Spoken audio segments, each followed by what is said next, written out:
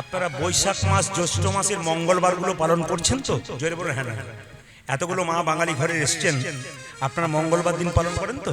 হ্যাঁ, প্রতি বৈশাখ এবং প্রতি জ্যৈষ্ঠের প্রতিটি মঙ্গলবার প্রতিটি বাড়ির কুলবতী রমণী বা মায়েরা যদি পালন করতে পারে, সংসারের মঙ্গল হয়।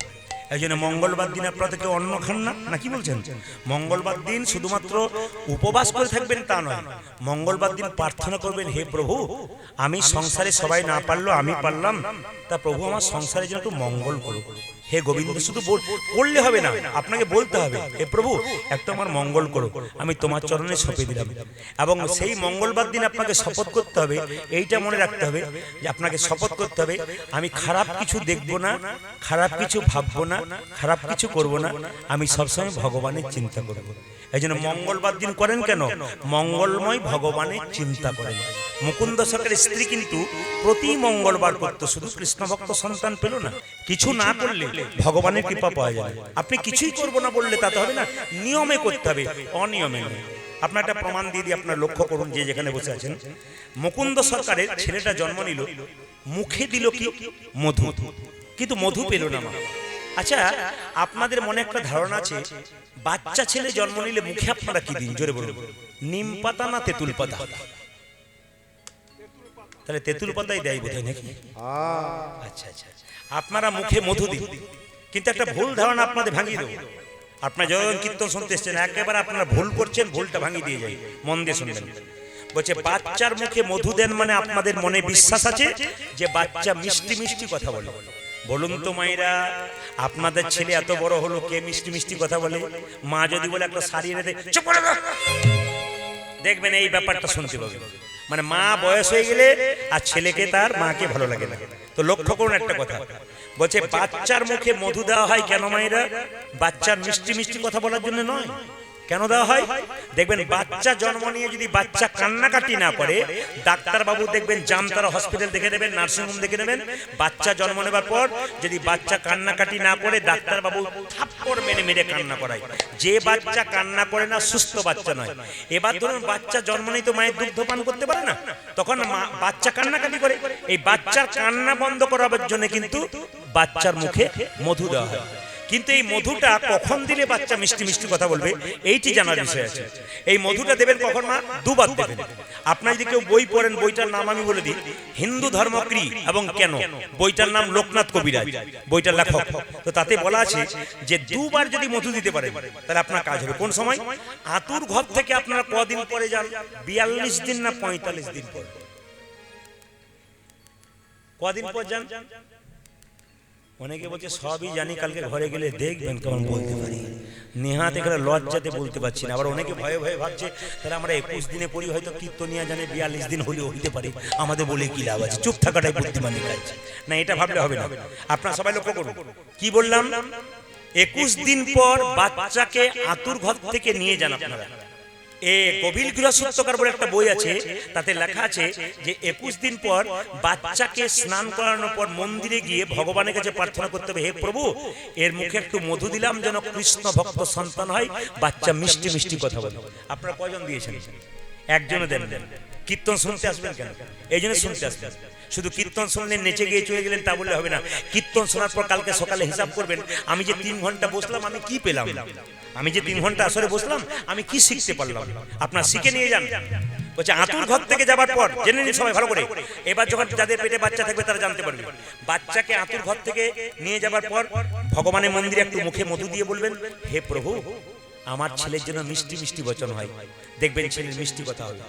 আর পরাশর গৃহসূত্রকার একটা বই আছে, তাতে বললো যে বাচ্চা যখন মুখে ভাত, মায়েরা মুখে ভাত দেন না বাচ্চা, জোরে বলে হ্যাঁ না, তো মুখে ভাতের সময় দেখবেন আপনাদের বিশ্বাস আছে যে দাঁতগুলো বড় হয়েছে তাহলে ভাত খেতে পারবে না। নিয়ম হচ্ছে কি, মুখে ভাত কেন দেওয়া হয় না, বাচ্চা মায়ের পেটে থাকে তখন মলিন খাবারগুলো খায়, ময়লাগুলো, বা মা যা খায় সেই ময়লাগুলো বাচ্চা খায়, মুখটা অশুদ্ধ হয়। ওই জন্য ভগবানের মহাপ্রসাদ দিয়ে মুখটাকে পবিত্র করে তারপর কিন্তু তাকে একটু প্রসাদ দেওয়া হয়। তো সবাই লক্ষ্য করুন, মহাপ্রসাদটা দেবার আগে আগে মুখে অন্নপ্রাশনের দিনে প্রথমে মধুটা দেবেন, দেখবেন বাচ্চা মিষ্টি মিষ্টি কথা বলবে। এই দুটো সময় মনে রাখবেন, অন্নপ্রাশনের দিনে মুখে মধু দেবেন, তারপর মহাপ্রসাদ দেবেন, আর আতুর ঘর থেকে নিয়ে যাওয়ার পর মন্দিরে একটু বাচ্চাকে মুখে মধু দেবেন, দেখবেন মিষ্টি মিষ্টি কথা 100% বলবে, বলবেই, তাতে কোনো ভুল নাই। এখন মুকুন্দ সরকার দেখলো সরস্বতী পুজোর দিন দোকান বন্ধ হয়ে গেছে, মধু কেনার পয়সা আছে কিন্তু মধু তো নাই, তাই কি করলো, দুই কানে শোনাইল মধুর হরিনাম, দুই কানে শোনাইল মধুর হরিনাম, দুই কানে শোনাইল মধুর হরিনাম, দুই কানে শোনাইল মধুর হরিনাম, হরিনামে শোনালো, হরিনামে শোনালো, হরিনামে শোনালো, সংসারের কথা শোনার আগে হরিনামে শোনালো, সংসারের কথা শোনার আগে হরিনামে শোনালো, সংসারের কথা শোনার আগে হরিনামে শোনালো, সংসারের কথা শোনার আগে হরিনামে শোনালো, সংসারের কথা শোনার আগে নাম ময়দাহ হলো, ওই যে নাম ময়দাহ হলো, ওই যে নাম ময়দাহ হলো, নাম ময়দাহ হলো, নাম ময়দাহ হলো, হরিনামে শোনালো, দুই কানে শোনাইল, দুই কানে শোনাইল। মধুর হরিনাম। তবে নাম রাখার ব্যাপারে একটা কথা বলে যে আপনাদের ঝাড়খণ্ডে অনেক ছেলের নাম কিন্তু আমি দেখেছি কৃষ্ণ, মাধব, রাঘব, কেশব। ছেলে মেয়ের নাম যদি আপনি মহাপুরুষের নামে রাখবেন তাহলে মনের মধ্যে মনোবিজ্ঞানীরা বলছে কিছু ক্রিয়া হবে। যেমন ছেলের নাম যদি বিদ্যাসাগর রাখেন, ছেলে যখন বড় হবে বিদ্যাসাগরের চরিত্র পড়বে, বিদ্যাসাগর এত ভালো ছিল তাহলে আমাকে একটু হতে হবে। রবীন্দ্রনাথ নাম রাখবেন, রবীন্দ্রনাথের চরিত্র পড়বে, রবীন্দ্রনাথ এত ভালো ছিল আমাকে রবীন্দ্রনাথ হতে হবে, মানে কিছুটা হতে হবে হবে। কৃষ্ণ, বিষ্ণু, নারায়ণ নাম রাখবেন। অজামিল চরিত্রহীন মাতাল ডাকাত ছিল, কিন্তু ছেলের নাম রেখেছিল কি বলুন তো, নারায়ণ। একদিন দেখবেন নারায়ণ বলতে বলতে তিনি স্বর্গে গিয়েছিলেন। ছেলের নাম যদি কৃষ্ণ রাখেন, দিনে 10 বার ডাকবেন, 2 বার গাল দেবেন, 8 বার তো ভালো করে ডাকবেন, কৃষ্ণ খেয়ে না রেগে বলবেন 2 বার, কিন্তু তারপরে বাবা আয় পড়তে বস, বাবা আয় একটু ঘুমিয়ে পড়, এই যে বাবা আয় কৃষ্ণ ঘুমিয়ে পড়, আপনি আদর করে ডাকবেন, কৃষ্ণ নাম ডাকা হবে। তা আমি আপনাদের ঝাড়খণ্ডে এক জায়গাতে প্রথম যখন গান করতেলাম তখন একজন আমাকে এসে বলছে, প্রদীপ বাবু, এদিকে এদিকে, প্রদীপ বাবু আমি কীর্তন শুনি কিন্তু আমার স্ত্রী শোনে না। বলে কেন? ছেলে মেয়ে হয় নাই, খুব দুঃখে আসে না। বলে ছেলে মেয়ে নাই তো ভগবানের নাম শুনে কি করব? তো প্রদীপ বাবু একটু বলে দিন যেন আমার ছেলে মেয়ে হয়। তো বললাম আপনার ঘর ভেঙেছে তা আপনি তো দরখাস্ত দেবেন, আমি কেন দেবো? উনি বলছেন আপনি একটু বলে দিন তাহলে হবে। আমি মহাপ্রভু আশ্রম পাতা ছিল একটু প্রণাম করে বললাম এর জন্য একটা ছেলে মেয়ে কিছু হয়। 2 বছর পরে যখন ওখানে গান করতে গেছি পাশের গ্রামে, ওই লোকটা গিয়ে বলছে, প্রদীপ বাবু হয়েছে, নাম কিন্তু আপনাকেই রাখতে হবে, নাম কিন্তু আপনাকেই রাখতে হবে। যখন আমি বললাম নাম, তাহলে নাম রাখবো, তাহলে তুমি এক কাজ করো, কোন ডেটে জন্ম নিয়েছে, কি বার হয়েছে ওটা বলো, তাহলে নামটা রাখবো। সবকিছু বলেছে, শেষে বললাম তোমার ছেলের নাম হলো দিগম্বর। বলছে দারুণ নাম রেখেছেন দাদা, আহা এরকম নাম কেউ রাখে না। আবার 2 বছর পরে কীর্তন করতে গেছে ওই এলাকাতে, ও আবার গিয়ে বলছে, প্রদীপ বাবু এবছর আর একটা হয়েছে, নাম কিন্তু আপনাকেই রাখতে হবে। আমি বললাম আবার নাম? বলছে হ্যাঁ। তো আমি বললাম তাহলে এক কাজ করো ভাই, ভগবান কৃপা করে লোককে একটা দেয় না, তোমাকে 2টো দিয়েছে, খুব ভালো। বলছে একটি হয়েছে, আবার নামটা রাখুন। বললাম কি বার জন্ম নিয়েছে, কত তারিখে জন্মেছে বলো। ও সব কিছু বললো। শেষে বললাম তোমার ছেলের নাম আগেরটা কি রেখেছিলাম? বলছে দিগম্বর। আমি এটার নাম রাখলাম হিসাব মতো কৃষ্ণ দাস। চলবে না। বলে কেন? ম্যাচিং চাই। ম্যাচিং মানে কিছু বুঝলেন? মানে দিগম্বর পেছনে যেন বড় লেগে থাকে। মায়েরা আপনারা কাপড় টাপড় কেনেন সব ম্যাচিং কেনেন না, দাদা ভাইরা প্যান্ট শার্ট কেনেন সব ম্যাচিং কেনেন না, ম্যাচিং শার্ট ম্যাচিং প্যান্ট। ও বলছে ম্যাচিং নাম চাই। আমার তাহলে এক কাজ করো, আর তাহলে দেখার দরকার নেই কবে জন্ম নিয়েছে, তোমার বড় ছেলের নাম দিগম্বর, এটার নাম রাখলাম নটম্বর। দারুণ নাম দাদা, দিগম্বর নটম্বর, দারুণ। আবার 3 বছর পর এলাকায় গান করতে গেছি, এসে চুপচাপ বসে আছে কীর্তনে, শেষে বলছে প্রদীপ বাবু এবছর আরেকটা হয়েছে, নাম কিন্তু আপনাকেই রাখতে হবে। এখন যেই না বলেছে নাম রাখতে হবে, সঙ্গে সঙ্গে বলছে নাম রাখতে হবে। বলাতে বললাম দাদা আমাকে আপনি ক্ষমা করবেন, নাম আমি আর রাখতে পারবো না। বলছে নাম কিন্তু আপনাকে রাখতে হবে। আমার তাহলে এক কাজ করো, এবার ম্যাচিং চাই না দিনক্ষণ দেখে বলবো। বলছে না ম্যাচিং চাই। বললাম তাহলে বড়টার নাম কি রেখেছিলাম? দিগম্বর। মেজর নাম নটম্বর। এবার নাম রাখলাম সীতাম্বর। এইবার উনি তো খুব খুশি, বললাম এবার তুমি ভাই নমস্কার আর আসার দরকার নাই। বলছে না আমি আর আসবো না দাদা, কথা দিলাম। মায়েরা কিছু মনে করবেন না, 8-10 বছর ওইদিকে যাই নাই, 8-10 বছর পর যখন গেছি তখন ওই ভদ্রলোক 3টি ছেলেকে নিয়ে বসে কীর্তন শুনছে, ওর স্ত্রী নাই, মানে আসে নাই, তো ছেলে হয়ে গেছে স্ত্রী আসা দরকার। এ তখন বলছে দাদা আবার এসেছি। বললাম না, দিগম্বর নটম্বরকে নিয়ে কীর্তন শুনতে এসেছি, কীর্তন শেষ হয়েছে আর দিগম্বর নটম্বর সীতম্বরকে নিয়ে এসেছে আসলে। এ দিগম্বর, এ পেন নাম কর, এ ওর বাবা বলছে পেন নাম, এ কি তোর রং দারুণ। মায়েরা যখন বললো খুব সুন্দর বড় হয়ে গেছিস, শেষে বললাম দাদা আপনার 3টি ছেলে হয়ে গেল, খুশির খবর। বলছে খুব খুশির খবর, আপনার স্ত্রীকে এবার আনতে পারতেন। বলছে আসবে কি করে, বের একসঙ্গে দুটো হয়েছে। আমি বললাম আমি আর নাম রাখতে পারবো না, আমি আর নাম কীর্তনে যে কি মজা আছে, না ঝাড়লে আপনি কিছু বুঝবেন না। এ কীর্তন এমন কীর্তন সারাত্রি হলো আপনাদের শেষ পড়াবে না। এ তো শুধুমাত্র আপনাদের আজকে কয়েকটা ভক্ত দেখতে পেলাম, অন্যান্য আসরে আমি তো আগেই বললাম, আমি যতগুলো আসর করি যারা আমার কীর্তন শুনেছে গেছে, অন্তত নাই নাই করে 10, 12, 20, 22 হাজার লোক ইউটিউব খুলে দেখবেন, এত ভক্তের সমাগম, পুলিশ প্রশাসন দিয়ে নিয়ে যেতে হয়। কিন্তু আজকে আমি খুব খুশি, কেন বলুন তো, আজ বাবার মন্দির নাকি, বাবা একটু কৃপা করেছে, আজকে কয়েকটি দিয়েছে, আমি খুব খুশি। এত আনন্দ আজকে আমার জীবনে যে এত কম, যারা আমার ক্যামেরা করতে এসছে তারাও হাসছে, দাদা আজকে কটা লোককে নিয়ে গান করছেন, কত লোকের সমাগম, জায়গা দিতে পারে না, এত বড় ফুটবল গ্রাউন্ডে জায়গা হয় না, তাহলে চিন্তা করুন কিরকম লোক হয়। তা আপনারা যা হয়েছেন ভালো হয়েছেন, একটু বলে দিন। আমি বললাম দাদা আর আমি নাম রাখতে পারবো না। বলছে দাদা আর আমি আপনার কাছে আসবো না, এই দুটোর নাম আপনি রেখে দিন, তারপর আর আসবো না। আমি তোমার জন্য এলাকা আমি গান ছেড়ে দেবো, আমি আসবো না, কোনো চিন্তা নেই। এখন লক্ষ্য করুন, আমি বাড়ি যাব, গাড়িতে চাপছি, ও গাড়ির গেটটা টানছে, দাদা দিগম্বর নটম্বর সীতম্বর হয়েছে, এবার নাম রেখে দিন। বললাম শেষে বললাম ভাই আমাকে তো বাড়ি যেতে হবে, গেটটা লাগাতে পারছি না। ও খালি টেনে বলছে নাম বলুন, নাম বলুন। ভাই তাহলে বড়র নাম দিগম্বর, মেজর নাম সীতম্বর, এই নটম্বর 3 নম্বর নাম সীতম্বর, এবার দুটোর নাম রাখলাম নভেম্বর আর ডিসেম্বর। কি করবেন, কোনো উপায় নেই, বাধ্য হয়ে বললাম। মায়েরা ভগবানের নামের সঙ্গে নাম রাখবেন। ছোট্ট ছেলের নাম কি রাখলো, রঘুনন্দন। রঘুনন্দন গাইতে গাইতে যাচ্ছে, কি করছে, ছোট্ট ছেলে আস্তে আস্তে বড় হলো, রঘুনন্দন গাইছে, হাত তুলুন। কৃষ্ণ কেশব কৃষ্ণ কেশব শুধু মাখা এই নাম, হরি নাম মধুমাখা এই নাম, হরি বল। কৃষ্ণ কেশব কৃষ্ণ দুধ মাখায় নাম, মধুর দুধ মাখায় নাম। এই নাম জপ হলো আপনারি, দূরে যাবে দিশা প্রেম পারাবারে। এই নাম জপ হলো জপনা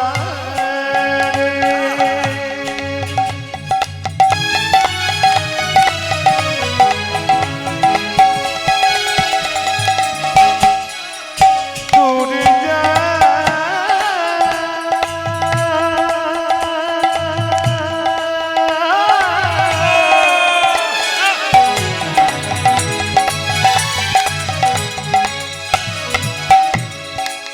কি তুমি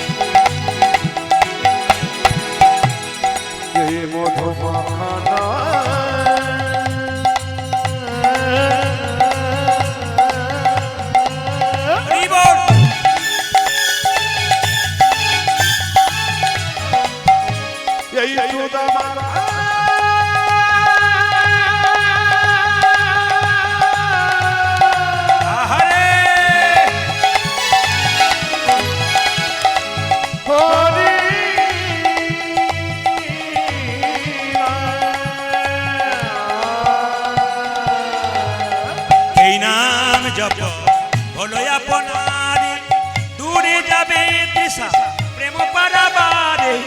এই নাম জপ বলো যমনারে, দূরে যাবে তৃষ্ণা প্রেম পারাবারে। জপরে জপরে জপরে রসনা, জপরে জপরে জপরে রসনা, জপরে জপরে জপরে রসনা, সুধা মাখা এই নাম, হরি নাম মধু মাখা এই নাম, হরি বল কৃষ্ণ কেশব কৃষ্ণ মাধব সুধা মাখা হে নাম, হরি নাম সুধা মাখা হে নাম। বলো না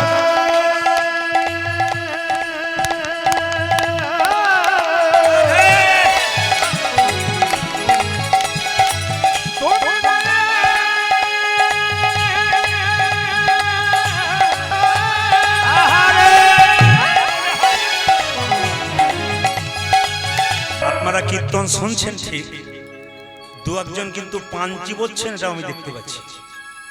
যারা পান খাচ্ছেন হরিবাসরে কোনো খারাপ কিছু নেই, অনেক নেশা আছে, কিন্তু পান একটা নেশা। আপনি পান খেতে পারেন। মহাপ্রভু পান খেয়েছিল সন্ন্যাসের আগে পর্যন্ত, খুব ভালো করে জেনে নিন। মহাপ্রভু সন্ন্যাসের পরে পান খায়নি। পানটা নেশা হবে কখন? যখন পানের সঙ্গে আপনি মশলা দেবেন তখন নেশা হবে। আর শুধু পান যদি আপনারা কেউ খান তবে অমৃত পাবেন। যখন আপনি পানের সঙ্গে মশলা দিয়ে দিলেন তখন কিন্তু নেশাদ্রব্য হয়ে গেল। আপনি দোক্তা দিলেন, খয়ের দিলেন, আপনি যে রং করে দিলেন, গোটা দাঁতটা আপনার নষ্ট হয়ে গেল। যা দেখবেন প্রচুর পান খাই খয়ের দোক্তা দিয়ে বা বিভিন্ন রকম মশলা দিয়ে, ওদের দেখবেন দাঁতগুলো খুব তাড়াতাড়ি চলে যায়। কিন্তু শুধু পান যারা খায়, মহাপ্রভু শিক্ষা দিলেন, দেখবেন তাদের কিন্তু দাঁত নষ্ট হয় না। এই পানের জন্ম কোথা থেকে আপনারা কেউ জানেন? এই পান হচ্ছে অমৃত থেকে জন্ম। কিরকম না, সমুদ্র থেকে যখন অমৃতের ভার উঠেছিল ভাণ্ড, দেবতা অসুরদের মধ্যে মারামারি চলছিল কে নিতে পারবে। হঠাৎ ভাণ্ড থেকে এক ফোঁটা অমৃত মাটিতে পড়েছিল, তার থেকে পান গাছের জন্ম হয়েছিল। খুব দামি কথা শুনে নিন, যেটা আপনারা জানেন না হরিবাসরে সেটা জেনে যাবেন। আর তাহলে পানের জন্ম কোথা থেকে? অমৃত থেকে। এখন মায়েরা পান দেখবেন পুজোতে লাগে, লাগে না? জোরে বলুন হ্যাঁ না না। পান দেখবেন বিয়েতে লাগে। আচ্ছা বাবারা কিছু বলবেন না? মায়েদের যাদের বিয়ে হয়েছে তারা বলবেন পানটা চোখে ঢাকা দেওয়া হয় কেন? কারো জানা আছে? পান চোখে ঢাকা দেওয়া হয় কেন, কারো জানা আছে? বলে অত কি জানি বাবা, যদি জানবো তাহলে তোমাকে কেন ডাকবো না, একটু বলেই দিই আমি। এই পানটা যে চোখে ঢাকা দেওয়া হয়, পানটা কি বলুন তো? যোগমায়া। পানটি সরিয়ে মেয়েটি যখন স্বামীর মুখের দিকে তাকাবে তখন মায়ার যোগ হবে। এই দিকে তাকাবে। পানটি সরিয়ে যখন মেয়েটি স্বামীর মুখের দিকে তাকাবে তখন মায়ার যোগ হবে, তুমি আমার আমি তোমার। এই কথাটি একটি আসরে বলেছি। এক বয়স্ক কাকা বাবু বাড়িতে আমার বাসা, উনি তখন রাত্রিবেলায় বলছে, বাবা তুমি যে বললে পান সরালে মায়া হয়, আমার 3টে ছেলে 3টে বউ মায়ায় নাই খালি ঝগড়া করে করে বেড়াচ্ছে। বললাম কাকা বাবু মায়া থাকবে কি করে? বলে কেন, পান ঢাকা দেবার আগে কতবার রাস্তাতে দেখা হয়ে যাচ্ছে, ওই জন্য আর মায়া নাই। ও মায়েরা, পান কিন্তু খুব দামি জিনিস, কিন্তু খুব মাথায় রাখবেন যদি শুধু খেতে পারেন। তো লক্ষ্য করুন আপনারা, যে জায়গায় ছিলাম, মুকুন্দ সরকারের স্ত্রীর গর্ভে সন্তানটা আসবে এই চিবানো পানটা খেয়ে। এই সন্তান আসার আগে একটা কথা বলে রাখি, যারা কীর্তন শুনছেন মন দিয়ে শুনবেন। মেয়েদের পেটে বাচ্চা থাকলে, অনুকূল ঠাকুরের বাণী যারা পড়েছেন, ঠাকুর বলেছেন যে মেয়েদের পেটে বাচ্চা থাকলে 3টে নিয়ম পালন করতে হয়। বলুন, বলবো না বাদ দিয়ে দেবো? জোরে বলুন, বলবো না বাদ দিয়ে দেবো? না না, আর একবার বায়না করবেন তারপর বলবো, এবার আর বলবো না। আচ্ছা ঠিক আছে, বলেই যাই, বলেই যাই। সম্ভব খুব কম। আমি আগেই বলেছি 1 বছর আগে লাইন করতে হয়। এরা যদি বা কোনো মাধ্যম দিয়ে একটা ডেট ফাঁকা ছিল, একে দিয়ে করিয়েছি। এইখান যে বায়নাটা হয়েছে এটা একটু কাছাকাছি হয়েছে। এর সঙ্গে ওর চ্যানেল ছিল, আমাদের খাতা দেখাতে গিয়ে দেখতে পেয়েছে দাদা 2 দিন ফাঁকা ছুটি রেখেছে, উনি তখন সুযোগটি ব্যবহার করেছেন, তাহলে এইখানটাতে দিয়ে দিন। আমি দেখলাম তাহলে কাছাকাছি যখন হচ্ছে আমার, তাহলে এইখানেই দেওয়া যাবে। খুব একটা দূরে আমি নেই, কাছেই আছি। একটু লক্ষ্য করুন যে যেখানে ছিলেন, আমি তত্ত্বটা বুঝিয়ে দিই আপনাদের।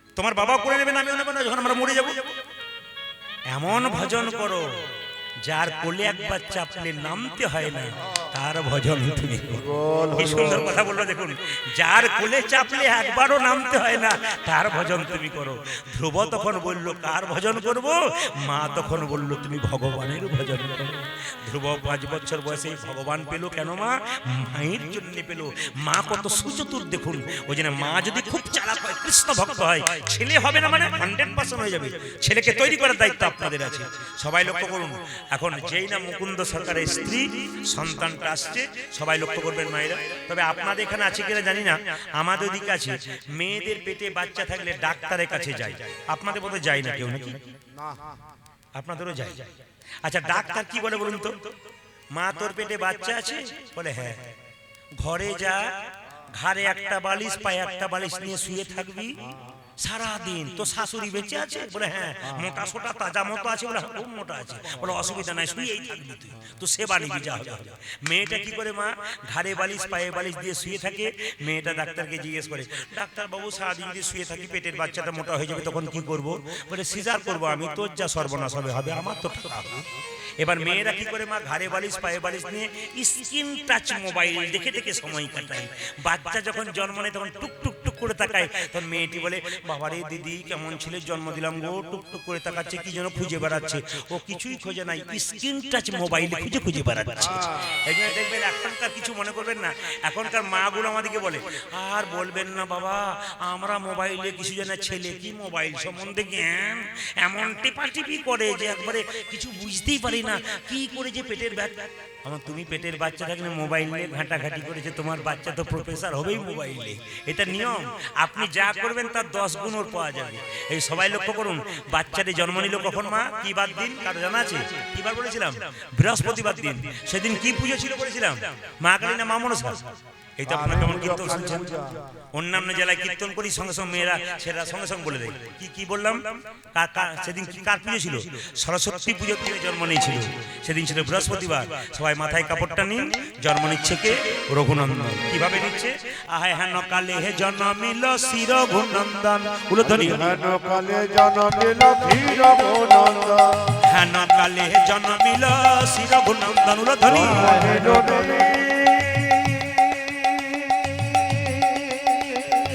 উলধ্বনি। হ্যাঁ।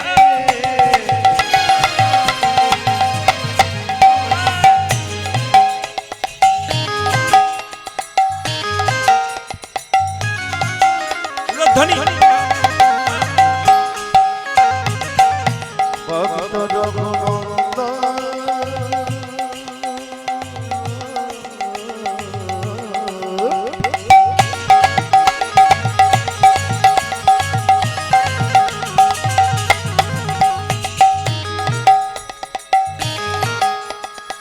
উলধ্বনি দেবে। বাচ্চা জন্ম নিল রঘুনন্দন।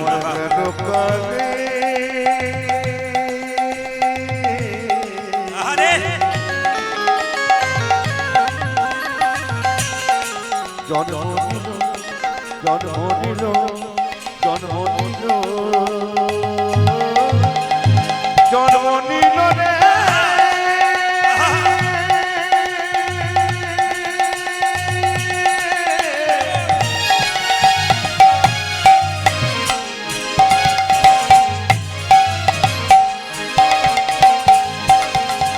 ভক্ত রঘুনন্দন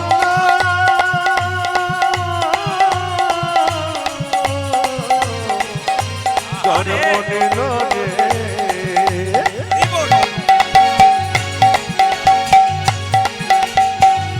আমার হেন কালে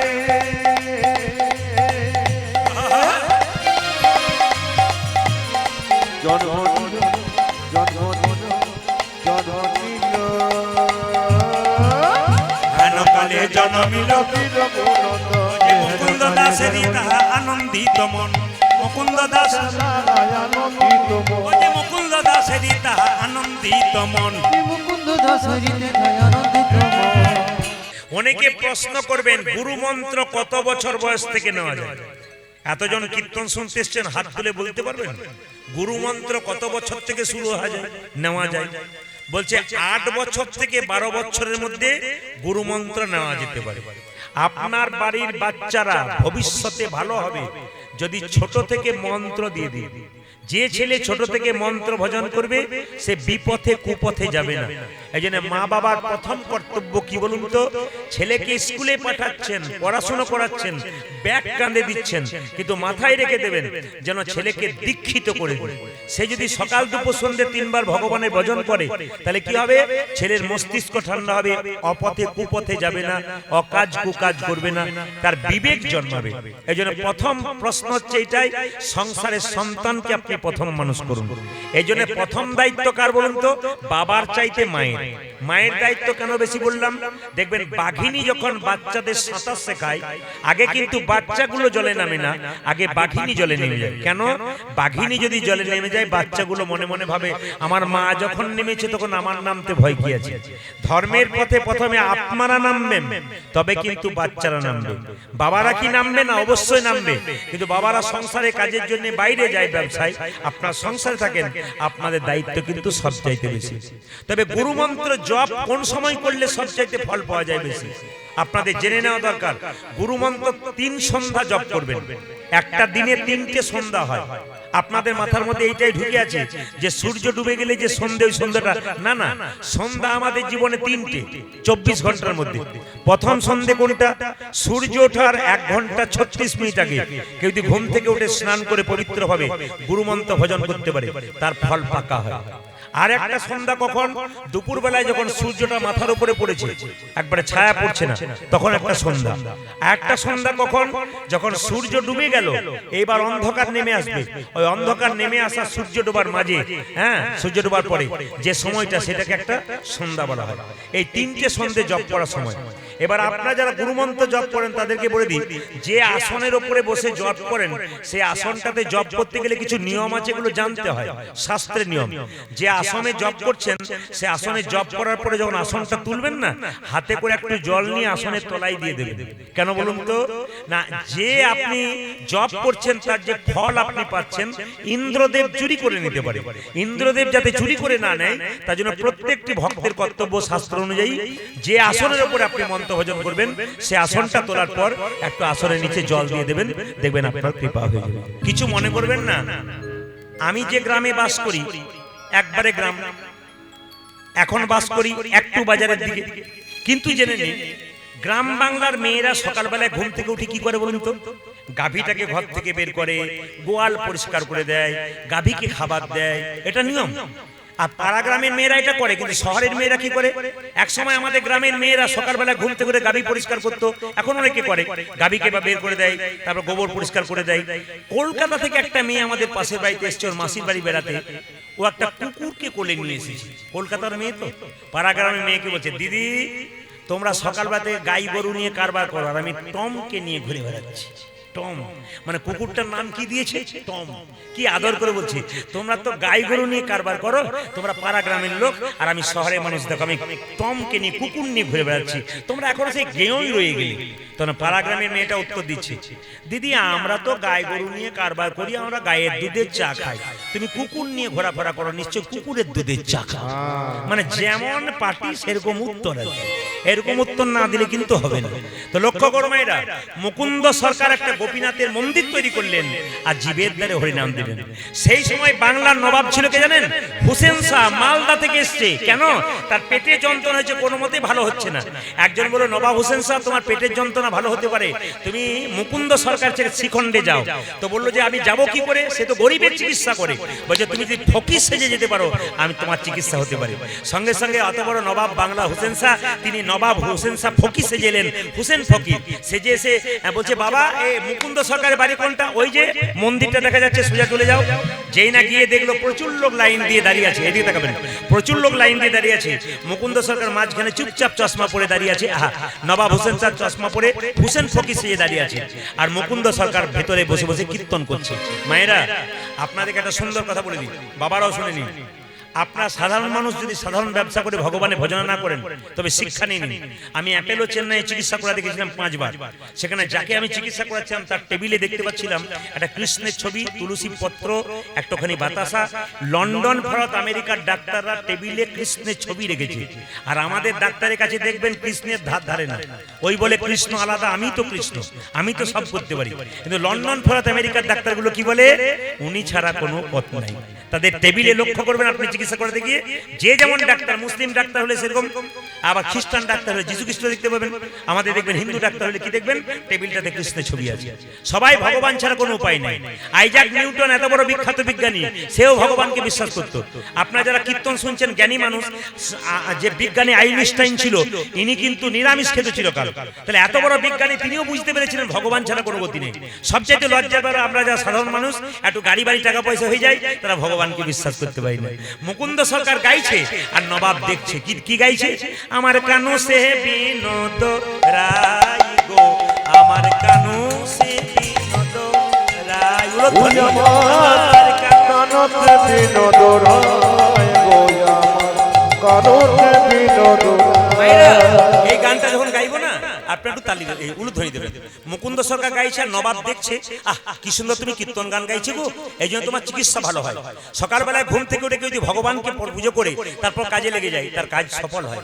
মুকুন্দ সরকার গাইছে, আমার কানু সে বিনোদ রায়, আমার কানু সে বিনোদ রায়, আমার কানু সে বিনোদ রায়, কানু সে বিনোদ রায়, আমার কানু সে বিনোদ রায় গো, আমার কানু সে বিনোদ রায়, আমার কানতে বিনোদ রায় গো, আমার কানতে বিনোদ রায়। বিনোদ চুরাই, বিনোদ বরিহা, বিনোদ চোরা বিনোদ মরিহা, বিনোদ চুরাই, বিনোদ বরিহা, বিনোদ চোরা বিনোদ মরিহা। বরিহা বিনোদ উড়িছে তাই গো, বিনোদ উড়িছে তাই। উড়ো ধরি, আমার কানতে বিনোদ রায় গো, আমার কানতে বিনোদ রায়।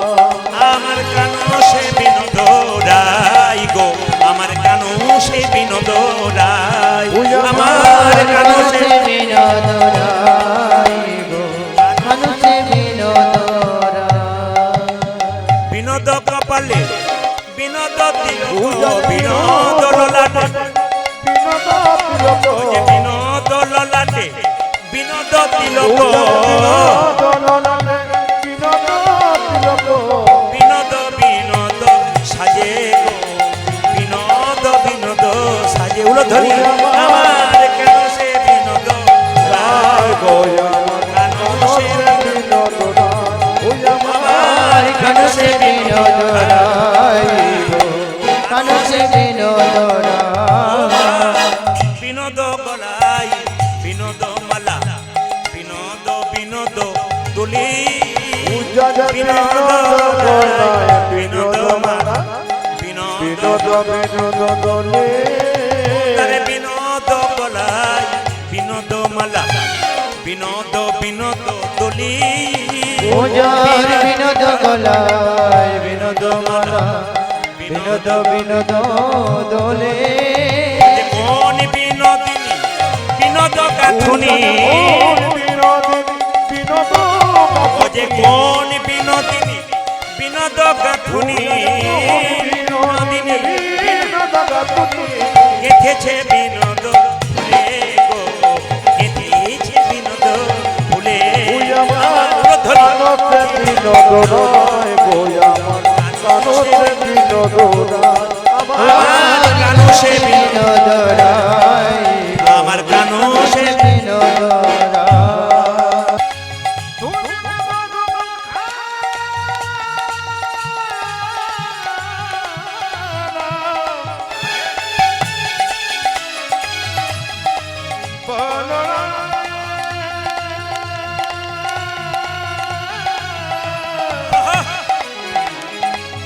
ये कृष्ण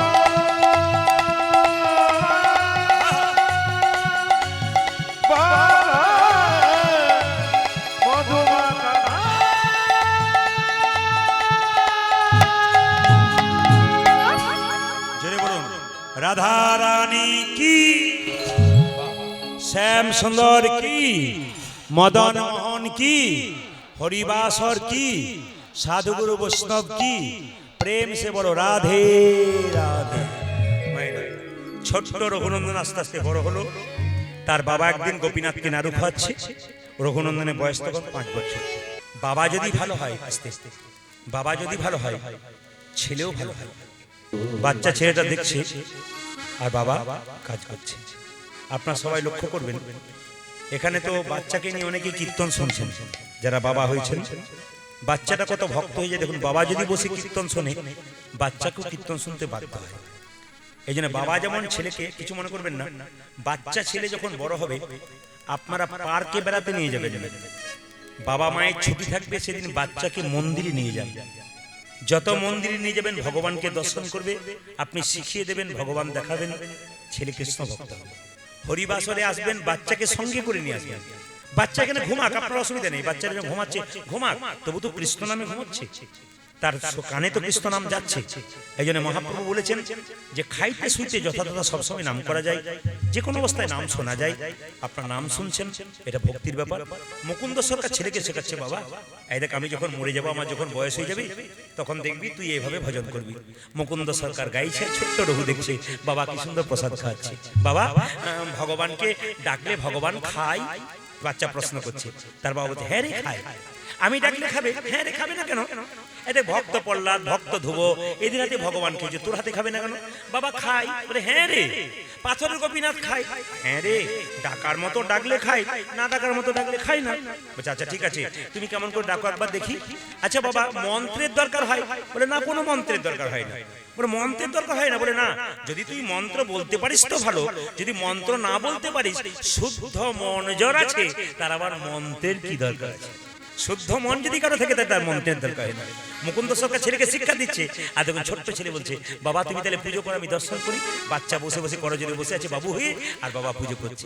মামা অন্তরা মন্দিরে জাগো জাগো, মদন কৃষ্ণ গোপাল গো, মদন কৃষ্ণ গোপাল বাবা অন্তর মন্দিরে যাব যাব,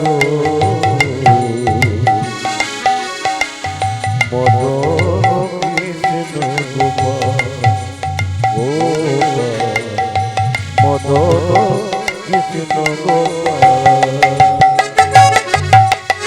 অন্তর মন্দিরে জাগো জাগো, মদন কৃষ্ণ গোপাল গোপাল, মদন কৃষ্ণ গোপাল। উলধ্বনি উলধ্বনি। অন্তর মন্দিরে যাব যাব, মদন কৃষ্ণ গোপাল, মদন কৃষ্ণ। খুব শিক্ষণীয় বিষয়। প্রত্যেকটা কীর্তনে খুব, দেখুন আমি আপনাদের একটা সুন্দর কথা বলে যাই, আপনারা হয়তো শুনলে অবাক হবেন। প্রতিটি জেলায় যায়, প্রতিটি জেলার কীর্তন কিন্তু আলাদা, প্রতিটি জেলার কীর্তন আলাদা। অনেক কীর্তনী আছে দেখবেন একটা জেলা ঘুরছে কি দুটো জেলা ঘুরছে আর পারছে না। আমরা কিন্তু প্রতিটি জেলায় যাই, প্রতিটি জেলার কীর্তন আলাদা। আপনি মুর্শিদাবাদ গেলে এ গান চলবে না, কিন্তু মুর্শিদাবাদ গেলে গান চলবে না, ওদের বড় বড় তাল গান গাইতে হয়। যদি তাল গান না গাইতে পারে তবে সে কীর্তনিয়া নয়। ওখানে গিয়ে আমাদের ধরনটা পাল্টে দিতে হয়, একবার সম্পূর্ণ আলাদা। আবার ত্রিপুরা দেখুন, একবার আলাদা রাজ্য, পশ্চিমবাংলার বাইরে ত্রিপুরা, ওখানে কিন্তু ওরা কিচ্ছু বোঝে না। এই যে গান বাইনা করছে না, ওরা কিচ্ছু বোঝে না, গানে কোনো লীলার কিচ্ছু বোঝে না।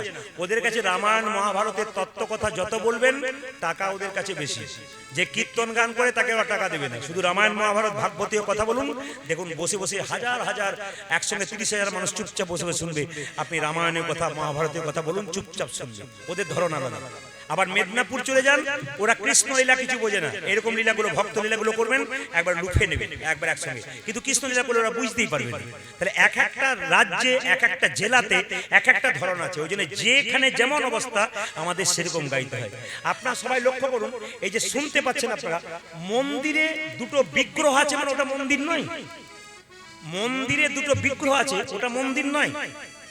ওই মন্দিরে গিয়ে আপনি আপনার মনটা বিগ্রহকে দিলেন, আর বিগ্রহ যদি তার মনটা আপনাকে দিল, তবে মন্দির হয় সার্থক হলো। মন্দির মানে এই, আপনার মনটা ভগবানকে দিন আর ভগবান তার মনটা আপনাকে দেবে, মানে মন লাগিয়ে কাজ করবেন, উনি আপনাকে মন লাগাবেন। কৃষ্ণ তত্ত্ব বলছে, দেখুন কত আস্তে আস্তে গাইছে। খোকা এই রঘু, এই দেখে এইভাবে ডাকতে হয়, মামা অন্তর মন্দিরে জাগো জাগো মদন কৃষ্ণ গোপাল গোপাল রে মদন কৃষ্ণ গোপাল। উলধ্বনি মম অন্তর মন্দিরে যাব যাব মদন কৃষ্ণ গোপাল গোপাল মদন কৃষ্ণ গোপাল।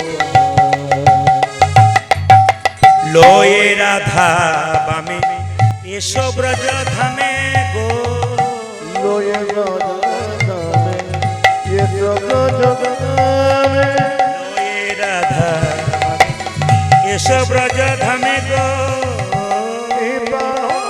ধ্বনি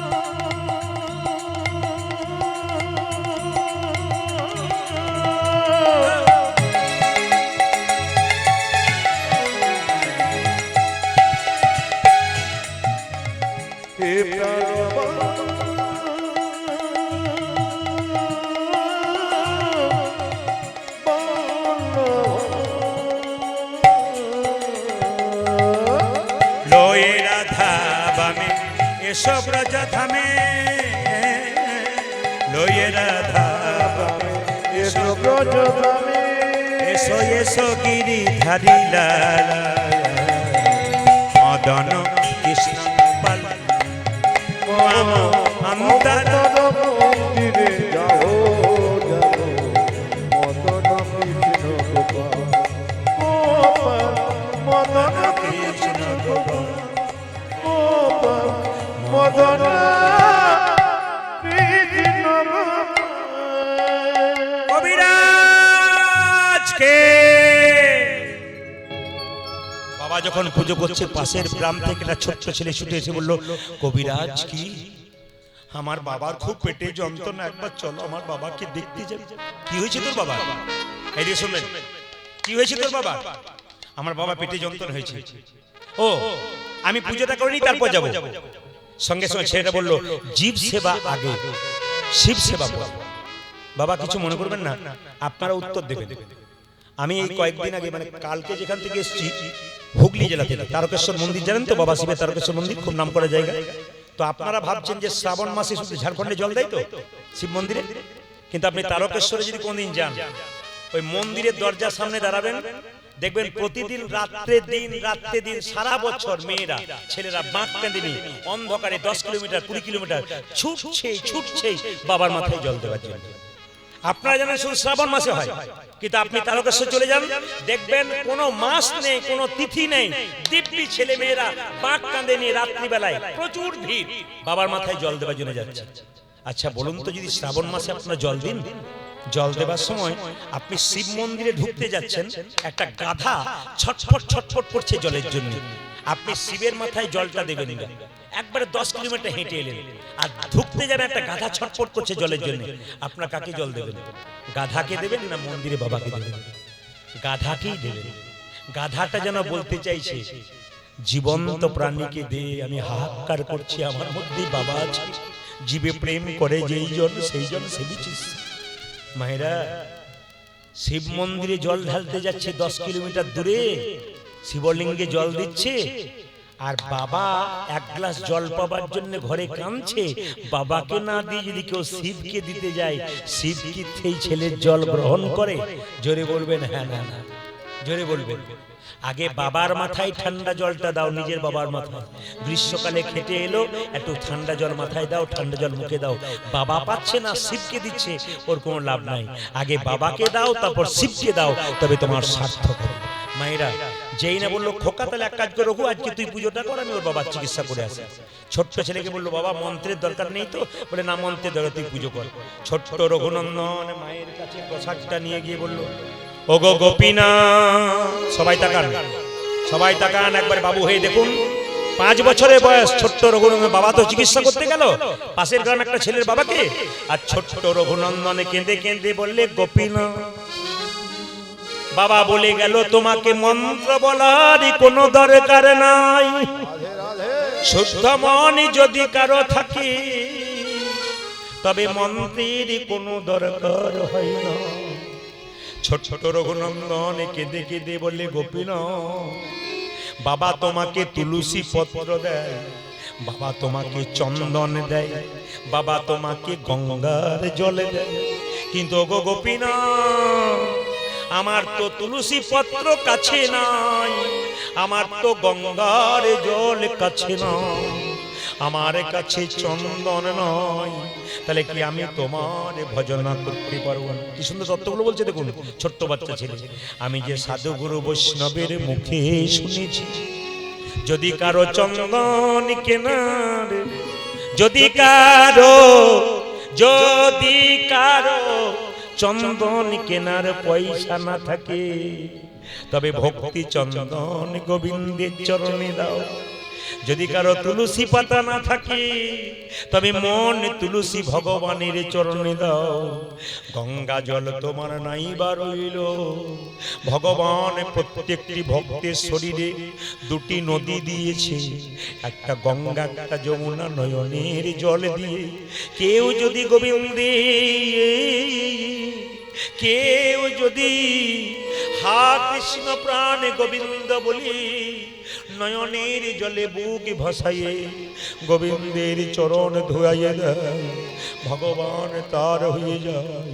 ও গো গোপীনাথ, আমি মন্ত্র জানি না, সাধন জানি না। ছোট্ট ছেলে কি করছে দেখুন, এবার তুমি নাড়ু খাও। ছোট্ট রঘুনন্দন কেঁদে কেঁদে বলছে, ও গো গোপীনাথ ঘনশ্যাম। লক্ষ্য করুন, পাথরের গোপীনাথ। আমি আগে বললাম শ্রীখণ্ডে গিয়ে দেখবেন, এখন অর্ধেকটা পাথরের নাড়ু আছে। ও গো গোপীনাথ ঘনশ্যাম। ছোট্ট বাচ্চা ছেলে, কেউ কোথাও নেই। গোপীনাথ কি বলছে? খাও খাও খাও খাও। ও গো গোপীনাথ ঘনশ্যাম, ও গো গোপীনাথ ঘনশ্যাম। আজ যোগ গোপীনাথ ঘনশ্যাম, যোগ গোপীনাথ ঘনশ্যাম, ও গো গোপীনাথ ঘনশ্যাম, ও গো গোপীনাথ ঘনশ্যাম, আজ যোগ গোপীনাথ ঘনশ্যাম, যোগ গোপীনাথ। এই দেখুন, বাচ্চা ছেলের মনটা কেমন দেখুন, কচি বাঁশের মতো, যেদিকে বাঁকাবে সেদিকে বাঁকবে। ছোট্ট ছেলে বলছে, ও তুমি নাড়ু খাচ্ছ না কেন গোপীনাথ? বুঝতে পেরেছি, বাবা তো বললো তুমি ধুবের হাতে খেয়েছো, ভক্ত প্রহ্লাদ হাতে খেয়েছো, আমার হাতে। ও বুঝেছি গো, দরজাটা হাঁ করে খোলা আছে, তোমার লজ্জা করছে। আচ্ছা বাবা, দরজাটাকে বন্ধ করে দিলাম। তোমার হাতের বাঁশিতে অসুবিধা হচ্ছে, বাঁশিটাকে খুলে দিলাম। তোমার মাথার চূড়াতে অসুবিধা হচ্ছে, চূড়াটা খুলে দিলাম। এইবার তুমি নাড়ু খাও। পাথরের গোপীনাথ যখন কোনো মতে নাড়ু খাচ্ছে না, ছোট্ট রঘুনন্দন তখন কি করলো দেখুন, আমার দিকে তাকান। আপনারা যেটা পারলেন না, বাচ্চা সেটা করলো। রঘুনন্দন বলছে, বাবা এখনই এসে জিজ্ঞেস করবে, তুই গোপীনাথকে নাড়ু খাওয়াতে পারলি না? ধ্রুব খাইয়েছে, ভক্ত প্রহ্লাদ খাইয়েছে। ওগো গোপীনাথ, তুমি যদি নাড়ু না খাও, তোমার পাথরে পায়ে মাথা ঠুকবো। ছোট্ট রঘুনন্দন 5 বছরের বয়স, গোপীনাথের পায়ে মাথা ঠুকছে, পাথরে পায়ে। গোপীনাথ, গোপীনাথ, গোপীনাথ। রক্ত আর চোখের জলে মন্দির ভেসে যাচ্ছে। পাথরের গোপীনাথ মনে মনে ভাবছে রঘুরে, রঘুদেব লোকে আমায় সোনার থালায় রূপোর থালায় পায়ে এসে দেয়, কিন্তু তোর মতো এমন করে চোখের জলে ভেসে কেউ নাড়ু দেয় না। আমি যদি তোর হাতে একটা নাড়ু না খাই তবে যে আমার গীতাতে প্রতিজ্ঞা রবে না। আমি যে গীতাতে বারবার বলেছি পত্রং পুষ্পং ফলং তয়ং যো মে ভক্তা প্রযচ্ছতি তদহম পরিহিতমস্মামি প্রতাতে মম। যে আমায় যেমন ভাবে ভালোবাসি আমি তাকে তেমন ভাবে ভালোবাসি। কি সুন্দর কথাগুলো শুনবেন, গীতার কথাগুলো কি সুন্দর। ওই যে পত্রং পুষ্পং ফলং তয়ং যো মে ভক্তা প্রযচ্ছতি তদহম পরিহিতমস্মামি প্রতাতে মম।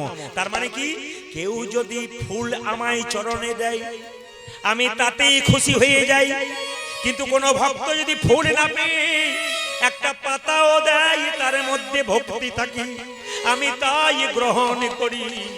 পাতা না পেয়ে কেউ যদি একটু জল দেয় আমি তাই গ্রহণ করি।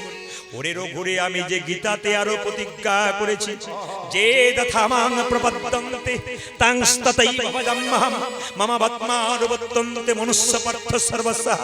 যে আমায় যেমন ভাবে ভালোবাসি আমি তাকে তেমন ভাবে ভালোবাসি রে রঘু। কত সুন্দর কথা বললো দেখুন, যে আমাকে যেমন ভালোবাসে আমি তাকে তেমন ভালোবাসি। আপনি দিনের মাথায় ভগবানকে 10 বার ডাকবেন, ভগবান 10 বার স্মরণ করবেন।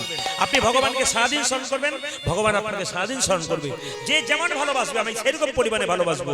তাই বলছে তুই চোখের জল দিয়ে আমার চরণে ভিজিয়ে দিলি রক্ত দিয়ে, তোর হাতে নাড়ু যদি না খাই আমার গীতাতে প্রতিজ্ঞা হবে না। পাথরের গোপীনাথ পেছন থেকে হাত বাড়িয়ে বললো রঘুনান দান নাড়ু দে দে রে রঘুনান রঘুনান দান নাড়ু দে দে রে গোপীনাথ নাড়ু খাও গোপীনাথ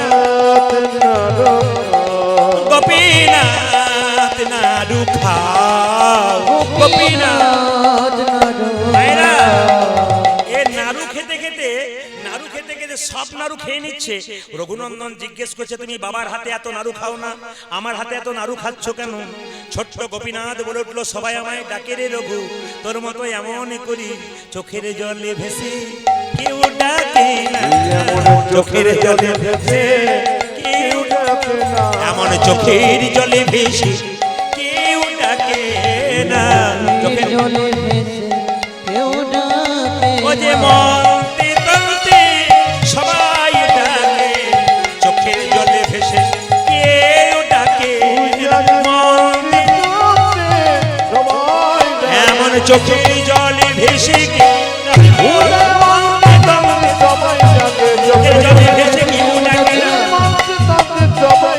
এমন চোখের জলে। ভাইরা সবাই তাকিয়ে নিন, এই শেষ জায়গাটা সবাই তাকান। পাথরের গোপীনাথ একটা নাড়ু হাতে নিল। রঘু বলছে ওই নাড়ুটা হাতে নিলে কেন? আমি তোকে নাড়ু খাওয়াবো, আমাকে যদি ভক্ত খাওয়ায় তাহলে ভগবানকে, ভগবান যদি ভক্তকে না খাওয়ায় তাহলে অপরাধ হবে। জেনে নিন, হাজার হাজার সাপের মধ্যে একটা সাপের মাথায় মণি হয়, আর যে সাপের মাথায় মণি হয় মা তাকে খাবার জোগাড় করতে হয় না, অন্ধকারে চুপচাপ বসে থাকে আর মণির আলোতে পোকামাকড় ছুটে আসে আর বসে বসে খায়। ভগবান রূপ মণিকে কোনো ভক্ত হৃদয়ে রাখতে পারলে ভগবান তার হাতে খায়। তাই যেই না ভগবান জোর করে গোপীনাথকে রঘুনন্দনকে খাইয়ে দিয়েছে, অমনি সঙ্গে সঙ্গে বললো তাহলে এখন কি করবো, একটা নাড়ু প্রসাদ করতে দাও। ওটা প্রসাদ করা যাবে না, তোর মায়ের কাছে যা নাড়ু নিয়ে আয়। যেই না মায়ের কাছে গিয়ে নাড়ু আনতে গেছে, মা জানো আজকে গোপীনাথ সব নাড়ু খেয়েছে। মা তখন রেগে বলছে আমি তো বুঝতে পারছি কে খেয়েছে, তুই খেয়ে নিয়েছিস।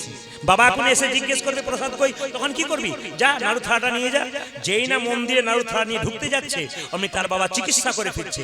আসিয়া মুকুন্দ দাস কহে বালকের পাতা, আসিয়া মুকুন্দ দাস কহে বালকের প্রসাদ নৈবেদয়ানা দেখি,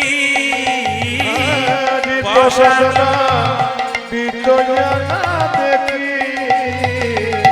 প্রসাদ নৈবেদয়ানা দেখি, প্রসাদ আমি দেখবো কেমন পূজা দিয়েছ, দেখবো কেমন আমি দেখবো কেমন পূজা দিয়েছো দেখ। আমি সেই কোন সকালবেলায় পুজোর দায়িত্ব এখনো পুজো করিসনি বাবা? আজকে সব নাড়ু গোপীনাথ খেয়েছি। হাই রে বাবা বলছে একটি মাত্র ছেলে মিথ্যেবাদী হয়ে গেল, পাথর গোপীনাথ নাড়ু খায়? বলছে হ্যাঁ বাবা তুমি তো বললে ধ্রুবের হাতে খেয়েছে, ভক্তের প্রহ্লাদ হাতে খেয়েছে, আমার হাতে খাবে না কেন? বলছে না রে খাই না। বলছে তুই দেখাতে পারবি? হ্যাঁ দেখাতে পারবো। বাবা রইল মন্দিরের দরজার বাইরে, ছোট্ট রঘুনন্দন মন্দিরের ভেতরে কেঁদে কেঁদে বলছে গোপীনাথ এতক্ষণ এত নাড়ু খেলি, এখন যদি একটা নাড়ু না খাও বাবার কাছে মিথ্যাবাদী হয়ে যাব। পাথরের গোপীনাথ যখন কোনো মতে খাচ্ছে না, রঘু তখন পাথরের গোপীনাথের গলা থেকে উন্নিটাকে নিয়ে আত্মহত্যা করতে যাচ্ছে গলায় দড়ি নিয়ে। পাথরের গোপীনাথ মনে মনে ভাবছে রঘুরে আমার মন্দিরে কেউ যদি আত্মহত্যা করে আমাকে বিপদ বাড়ানো মধুসূদন বলবে না? পেছন থেকে হাত বাড়িয়ে বলল রঘুনন্দন নাড়ু দে রঘুনন্দন নাড়ু দে রঘুনন্দন নাড়ু দে বাবা। বাবা দরজার বাইরে ছিল, দরজার এই বলে দরজাটা খুলেছে, বাবা ঢুকেছে আর দেখছে পাথরের যে নাড়ুটা গোপীনাথ খাচ্ছিল অর্ধেকটা খেয়েছে, অর্ধেকটা পাথরের হয়ে গেছে। আপনারা এখন যদি কেউ যান শ্রীখণ্ডে গোপীনাথের মন্দিরে দেখবেন পাথরের নাড়ু অর্ধেকটা এখন আছে। তাই বললো হ্যাঁ রে আমি দেখতে পাচ্ছি পাথরের নাড়ু, আর তুই কি দেখতে পাচ্ছিস? রঘু বললো বাবা আমি দেখছি আসল নাড়ু। বলছে না আমি তো পাথরের নাড়ু দেখতে পাচ্ছি। তখন সঙ্গে সঙ্গে রঘু গোপীনাথকে বলছে গোপীনাথ বাবা দেখছে পাথরের, আমি আসল দেখছি কেন? গোপীনাথ আকাশবাণী করে বলল রঘু রে এই জন্মে মানুষের যখন জন্ম হয় তখন দুটো চোখ হয়, একটা ডান চোখ একটা বাম চোখ। গুরু কৃপার বস্তু সাধন ভজন করে আর একটা চোখ হয়, ওটার নাম জ্ঞান চক্ষু। তোর যে জ্ঞান চক্ষু হয়েছে তোর বাবার এখনো হয় নাই। তুই তোর হাতটা তোর বাবার মাথায় দে, দেখবে এখনো নাড়ু খাচ্ছে দেখতে পাবে। ছোট্ট রঘু কি করলো বাবার মাথায় হাত দিয়েছে আর কি দেখলো অদ্যপি খণ্ডপুরে অর্ধনাড়ু আছে করে, অদ্যপি খণ্ডপুরে অর্ধনাড়ু আছে করে, অদ্যপি খণ্ডপুরে অর্ধনাড়ু আছে করে, খণ্ডপুরে অর্ধনাড়ু আছে করে। দেখে যত ভক্তগণ জনে জনে, দেখে যত ভক্তগণ জনে জনে, দেখে যত ভক্তগণ জনে জনে, যত ভক্তগণ জনে জনে। বজের মদন যে শিরগুনন্দন সেই বজের মদন সে শিরগুনন্দন সে, উদ্ধব দাসরস ভনে ভনে। উদ্ধব দাসরস ভনে ভনে। তাই মহাপ্রভু কি করলেন প্রত্যেকটি জীবের দ্বারে প্রত্যেকটি জীবকে হরিনাম দেওয়ার জন্য কি করলেন অধম পতিত জীবের দ্বারে দ্বারে গিয়া, অধম পতিত জীবের দ্বারে দ্বারে গিয়া, অধম পতিত জীবের দ্বারে দ্বারে গিয়া, অধম পতিত জীবের দ্বারে দ্বারে গিয়া, মহামন্ত্র হরিনাম দিচ্ছেন বিলাইয়া, পূজাজি মহামন্ত্র হরিনামে দিচ্ছেন বিলাইয়া, মহামন্ত্র হরিনাম দিচ্ছেন বিলাইয়া, মহামন্ত্র হরিনাম দিচ্ছেন বিলাইয়া। যারে দেখে তারে বলে দন্তে তৃণ ধরি, যারে দেখে তারে বলে দন্তে তৃণ ধরি, যারে দেখে তারে বলে দন্তে তৃণ ধরি, যারে দেখে তারে বলে দন্তে তৃণ ধরি। আমারে কিনিয়া লহ বল গৌর হরি হরি বল, কিনিয়া লহ বল গৌর হরি, আমারে কিনিয়া লহ বল গৌর হরি। আমারে কিনিয়া লহ বল গৌর হরি। বলছে কে কি নিবি রে, কে কে নিবি রে, কে কি নিবি রে, তোরা কে কে নিবি রে, যা চাইবি তাই পাবি, কে কি নিবি রে, যা চাইবি তাই পাবি, কে কে নিবি রে। যা চাইবি তাই পাবি, কে কি ও নিবি তোরা রে। যা চাইবি তাই পাবি, কে কে নিবি রে, আমি বিনামূল্যে বিকাইব, কে কি নিবি রে, না বললে বিকাইব, কে কে নিবি রে, আমি বিনামূল্যে বিকাইব ধর্ম অর্থ কাম মোক্ষ, বলে বিকাইব, ধর্ম অর্থ কাম মোক্ষ, ধর্ম অর্থ কাম মোক্ষ। আরে বিনা বলে বিকাইব, ধর্ম তর্ক কবি না বলে বিকাইব, কে কে নিবি রে, আমারে কিনিয়া লহ বল গৌর হরি, আমারে কিনিয়া লহ বল গৌর হরি। আমারে কিনিয়া লহ বল গৌর হরি। পূজাজি আমার কিনিয়া লহ বল গৌর হ্যাঁ হরি, হ্যাঁ তিনি বললেন বীজের মধ্যে বৃক্ষ আছে চোখে না যাই দেখা, বিচের মধ্যে বৃক্ষ জাতি চোখে না যায় দেখা, বীজের মধ্যে বৃক্ষ আছে চোখে না যাই দেখা, বিচের মধ্যে বৃক্ষ জাতি চোখে না যায় দেখা, যে নামের মধ্যে নামি আছে হৃদয় পটে আঁকা, নামের মধ্যে নামিয়াছে হৃদয় পটে আঁকা। যে নামের মধ্যে নামি আছে হৃদয় পটে আঁকা, পূজাজি নামের মধ্যে নামে আছে হৃদয় পটে আঁকা, যেই নামে সেই কৃষ্ণ ভজন নিষ্ঠা করি, যেই নামে সেই কৃষ্ণ ভজন নিষ্ঠা করি, যেই নামে সেই কৃষ্ণ ভজন নিষ্ঠা করি, পূজাজি যেই নামে সেই কৃষ্ণ ভজন নিষ্ঠা করি, যে নামের সহিত আছেন আপনি শ্রী হরি, নামের সহিত আছে আপন শ্রী হরি। যে নামের সহিত আছেন আপনি শ্রী হরি। পূজাজি নামের সহিত আছে না পনি বলে, বাবারা বলবেন না মায়েরা বলুন, জ্বর হলে জিভটা মিষ্টি মিষ্টি লাগে? যাক, আপনাদের চরণে প্রণাম জানাই। আমি যখন বলছি জ্বর হলে জিভটা মিষ্টি মিষ্টি লাগে, মায়েরা বলছে হ্যাঁ লাগে, মিষ্টি লাগে। তাহলে কি কীর্তন শুনছেন আপনারা? চুপ করে থাকলে হবে না। জ্বর হলে জিভটা মিষ্টি মিষ্টি লাগে, যে জ্বর হলে জিভটা তেতো লাগে। একবার চিনি খেলে তেতো দূর হয়, বারবার খাবেন তখন তেতো দূর হবে। এখানে মহাপ্রভু বললেন যাদের হরিনাম শুনতে ভালো লাগে না তারা কি করবে না, বসবে আর বারবার বলবে আর বারবার শুনবে, কৃপা হয়ে যাবে। বারে বারে বলবে, বারে বারে বলিবে, বারে বারে বলবে, বারে বারে বলিবে, ওই যে বারে বারে শুনবে আর বারে বারে ও বলবে, যে বারে বারে শুনবে আর বারে বারে বলিবে, ওই যে বারে বারে শুনবে আর বারে বারে বলবে, বারে বারে শুনবে, ও যে মধুমাখা হরিনাম, বারে বারে ও যে মধুমাখা হরিনাম, বারে বারে বলিবে, ওই যে মধুমাখা হরিনাম, বারে বারে শুনবে, ওই যে মধুমাখা হরিনাম, বারে বারে শুনবে, আরে বারে বারে বলিবে, দেখতে না হয় তোমার প্রেমের ও বিস্তার। যে দেখতে না হয় তোমার প্রেমের বিস্তার। আজকে ভগবান পরীক্ষা করবে আপনাদেরকে যে এত রাত্রিতে যে কীর্তন আরম্ভ হলো তা আমাকে কতখানি মন কে কতখানি দিল। আসলে ভগবান কটা আপেল কটা মন্দিরে আপেল নিয়ে গেলেন, কলা নিয়ে গেলেন, ভগবান দেখে? জোরে বলুন, হাত তুলে বলুন তো, 4টে আপেল 4টে কলা মন্দিরে নিয়ে গেলেন, ভগবান খায়? জোরে বলুন খায়? তাহলে যদি না করছেন তাহলে কাল থেকে নিয়ে যাবেন না, কাল থেকে নিয়ে যাওয়ার দরকার নেই, কিন্তু তবু আপনারা নিয়ে যাচ্ছেন। ভগবান খায় না, ভগবান কি করে দেখে যে 4টে আপেল কলা নিয়ে এলো, প্রেমের ভাবে নিয়ে এলে না অহংকারে ভাবে নিয়ে এলে। ভগবান বলছে আমাকে কতখানি মনটা দিলে তা আমি দেখি। ভগবান বলল মন মানা ভাবা, তুমি তোমার মনটা আমাকে কতখানি দিলে ওটা দেখবো। এই জন্য আপনার আপেল কলা নাও থাকতে পারে, কিচ্ছু না থাকতে পারে, মন যদি ভগবানের চরণে দেন বাস কাজ হয়ে যাবে। এই জন্য আপনার সুন্দর মন ভগবান দিয়েছে, এই মনটা যদি গোবিন্দের চরণে দেন আপনার কাজ হয়ে যাবে। একটা ছোট্ট প্রমাণ দিয়ে দিই, গুরু মন্ত্র নিতে গেলে দেখবেন পাকা গুরু যারা হয় সহজে মন্ত্র দেয় না, কাঁচা গুরু যারা হয় তারা টুক করে মন্ত্র দেয়। আপনি কোন গুরুকে জিজ্ঞেস করুন বাবা মন্ত্র নেবো, একবার সঙ্গে সঙ্গে রাজি হয়ে যাবে। কিন্তু পাকা গুরু যারা তারা রাজি হবে না। কেন রাজি হবে না আপনাদের বলে দিই। পাকা গুরু তারা রাজি হবে না কেন? পাকা চাষি কিন্তু জমিটাকে দেখে উর্বর হয়েছে কিনা, বীজ ফেললে গাছ পড়বে কিনা। আর যারা কাঁচা চাষি তারা কি করে, বীজ ফেলে দেয়, হলো আর না হলো। এই জন্য পাকা গুরু করতে হবে মা, জীবনে কাঁচা গুরু করলে হবে না, আপনাকে পাকা গুরু করতে হবে। কিরকম পাকা গুরু একটু বলে দিই আপনাদেরকে। একটা ছোট্ট ছেলে একজন গুরুর কাছে গিয়ে বলছে, 10 বছর বয়স তার, বলে মন্ত্র নেবো। গুরু বলছে এখন দেবো না। বলে কখন দেবে? 1 বছর পর দেবো। বলে 1 বছর আমি কি করবো? হরে কৃষ্ণ মহামন্ত্র ভজন কর আর আমার ঘরে কাজকর্ম কর। 1 বছর পূর্ণ হলে মন্ত্র দেবো। 1 বছর পূর্ণ হয়ে গেছে, ছেলেটা বলছে আচ্ছা বাবা 1 বছর পূর্ণ হয়ে গেলে এবার আমাকে দিন। বলে দেবো, তবে 5 মিনিট দেরি আছে। বলে 5 মিনিট দেরি কেন? একটা কাজ আছে কর, তারপর দেবো। বলে কি কাজ? এটা ছোট্ট একটা কাঠের বাক্সতে একটা জিনিস ভরে দিলাম, এটা মাথায় করে নিয়ে যা, তালা দিলাম না, ছিটকিনি লাগিয়ে দিলাম, এখান থেকে নিয়ে যা, 5 মিনিট আমার শিষ্যের বাড়িতে দিয়ে চলে আসবি, তোকে মন্ত্র দেবো। ও এখন বাক্সটাকে নিয়ে যাচ্ছে ছেলেটা, 5 মিনিটের রাস্তা, আর যেতে যেতে মাঝ রাস্তায় মনে মনে ভাবছে বাক্সের ভেতরে কি আছে একবার খুলে দেখলে হয় না। খালি মনের মধ্যে চিন্তা যে বাক্সের মধ্যে কি আছে। গুরু যে বললো দিয়ে চলে আয়, কি এমন আমার তো নিতে বারণ আছে, দেখতে তো বারণ নাই, একবার দেখলে হয় না। যেই না মাঝ রাস্তাতে কাঠের বাক্সটা খুলেছে, যা ভরা ছিল তা হুস করে বেরিয়ে চলে গেছে। কি ভরা ছিল বলুন তো? একটি ল্যাংটি ইঁদুরের বাচ্চা। গুরুদেব একটি ল্যাংটি ইঁদুরের বাচ্চা খুলে দিয়েছে, ও হুস করে বেরিয়ে চলে গেছে। এসে বলছে বাবা হলো না। বলে কেন? যেখানে যাবার কথা সেখানে যাওয়া হলো না। বলে কেন? যা ছিল বাক্সে তা বেরিয়ে চলে গেছে। বলে কি ছিল? বলে ল্যাংটি ইঁদুরের বাচ্চা ছিল। সঙ্গে সঙ্গে গুরুদেব বললো এ জীবনে তোর গুরুমন্ত্র নেওয়া হলো না। বলে কেন? একটা কাঠের বাক্সতে 5 মিনিট একটা ইঁদুরের বাচ্চা ধরে রাখতে পারি না, দেহ বাক্সতে গুরুমন্ত্র তুই জীবনেও ধরে রাখতে। আপনাদের কাছে নিবেদন রইল বাবা, শুধু অনেকেই দেখবেন গর্ব করে বলে আমি অমুক শিষ্যের গুরুর কাছে মন্ত্র নিচ্ছি, আপনার লাভ নাই। অনেকে বলে আমি অ্যাপেলো চেন্নাইয়ে চিকিৎসা করেছি, আপনার লাভ নাই যদি ডাক্তারের ওষুধ না খান।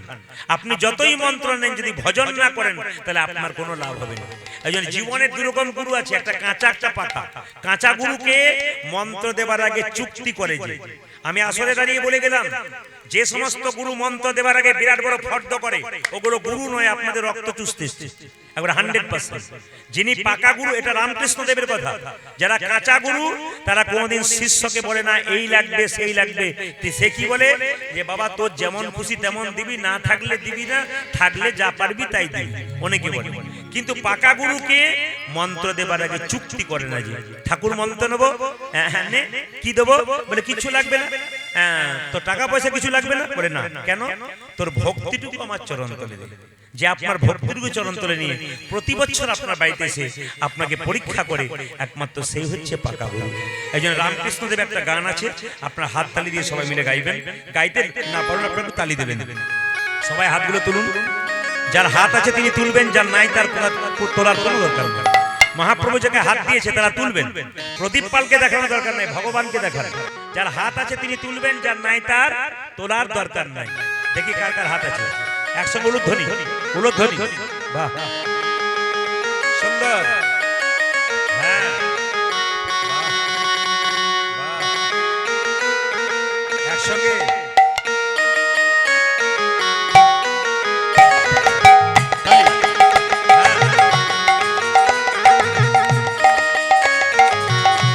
তালিটা দিন, তালিটা।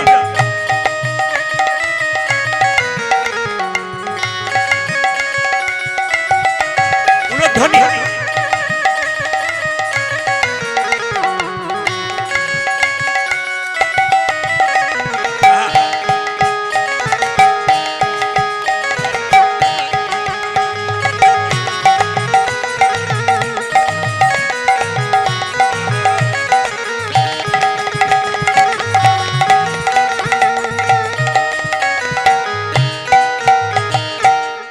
একসঙ্গে আমি গাইব, আপনারা তালি দেবেন। দিন তোর আনন্দে যাবে ভজরে গুরু নাম, গুরু নাম গুরু ব্রহ্মা গুরু বিষ্ণু গুরু ভগবান। দিন তোর আনন্দে যাবে ভজে গুরু নাম, গুরু ব্রহ্মা গুরু বিষ্ণু গুরু ভগবান। দিন তোর আনন্দে যাবে ভজরে গুরু নাম, গুরু ব্রহ্মা গুরু বিষ্ণু গুরু ভগবান। ভিতরে আনন্দে যাবে ভজে গুরু নাম, গুরু ব্রহ্মা গুরু বিষ্ণু গুরু ভগবান। ও যে গুরু পিতা, ও যে গুরু পিতা, ও যে গুরু পিতা গুরু মাতা গুরু ভগবান, জগৎ গুরু শ্রীকৃষ্ণ সর্বশক্তিমান। পূজা যে গুরু পিতা, গুরু মাতা, গুরু পিতা গুরু মাতা গুরু ভগবান, জগৎ গুরু শ্রীকৃষ্ণ সর্বশক্তিমান। ও যে গুরু পিতা, ও যে গুরু পিতা, ও যে গুরু পিতা গুরু মাতা গুরু ভগবান, জগৎ গুরু শ্রীকৃষ্ণ সর্বশক্তিমান। পূজা যে গুরু পিতা, গুরু মাতা, গুরু পিতা গুরু মাতা গুরু ভগবান, জগৎ গুরু শ্রীকৃষ্ণ সর্বশক্তিমান। দিন তোর আনন্দে যাবে ভজরে গুরু নাম, গুরু ব্রহ্মা গুরু বিষ্ণু গুরু ভগবান। ভিতরে আনন্দে যাবে ভজে গুরু নাম, গুরু গুরু ব্রহ্মা গুরু বিষ্ণু গুরু ভগবান। দিন তোর আনন্দে যাবে ভজরে গুরু নাম, গুরু ব্রহ্মা গুরু বিষ্ণু গুরু ভগবান। দিন তোর আনন্দে যাবে ভজরে গুরু নাম, গুরু ব্রহ্মা গুরু বিষ্ণু গুরু ভগবান। দিন তোর আনন্দে গাই গৌর হরি হরি বল। গুরু ব্রহ্মা গুরু বিষ্ণু গুরু ভগবান। ও যে দিন তোর আনন্দে যাবে ভজরে গুরু নাম, গুরু ব্রহ্মা গুরু বিষ্ণু গুরু ভগবান।